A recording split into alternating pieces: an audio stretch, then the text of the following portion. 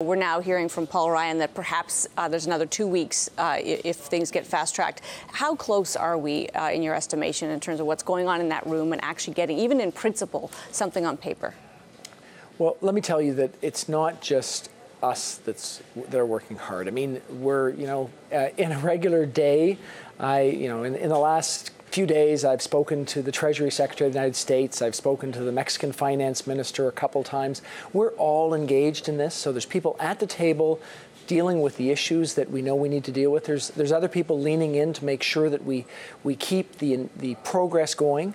It's hard to know how close we are. What I can say is that with the continued focus, I remain in the optimist camp that we can get somewhere.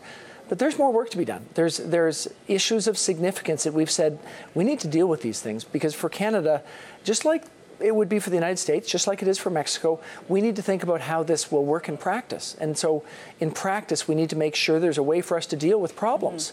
In practice, we need to make sure that this deal creates the investor certainty that's needed for making investments. So having a deal for the long term is what makes sense. So we're going to stick with those things that we know are important, but we're plowing ahead, and we're hopeful that we can get there. In 2 weeks? Amanda, I'm not going to give you a prediction, because that would be me making a guess that I can't say with any certainty. But what I can say is it is in all of our interests to get there, and I think we've seen the issues that are there. So now working through them, is sometimes hard, and the details matter. So that's the goal. Can you or the counterparts in the room on the Canadian side actually bring pressure to bear on, for instance, your Mexican counterparts on for the cost of labor, which is a big sticking point for Mexico? Are you putting pressure on the other side to try to get this transaction? Because really Mexico and Canada have much to lose here. We do think, just to step back, we do think that there's opportunity for things to gain. We can actually make this deal better. There's a whole number of places where we've been working in that regard. But to your direct question, we're all exerting pressure on each other. We all know that in a negotiation, everyone has to take a little water with their wine. We're not going to get exactly what we want in every area, but we need to get the big things right. And so the big things do include the auto sector issues, and that's big. It's big for all three countries. You're right. It's in some ways challenging for Mexico, but there are other places where there's real opportunity. And we do think that overall, the level of trade between our countries can expand over time. So getting the rules of the road done in a way that enables that is potential for positive outcome.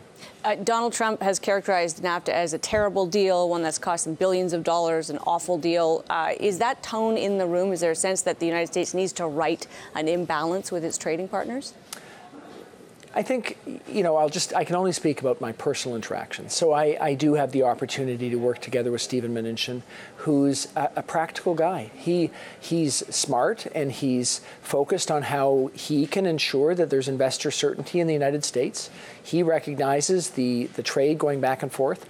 I've had opportunities to meet with a number of governors who talk about the trade going back and forth. So there is a sense of the practical advantage of Nafta. So I can't really say that I know exactly what's in everybody's head, but the people I'm working with they've got intent, I think, to try and get this through.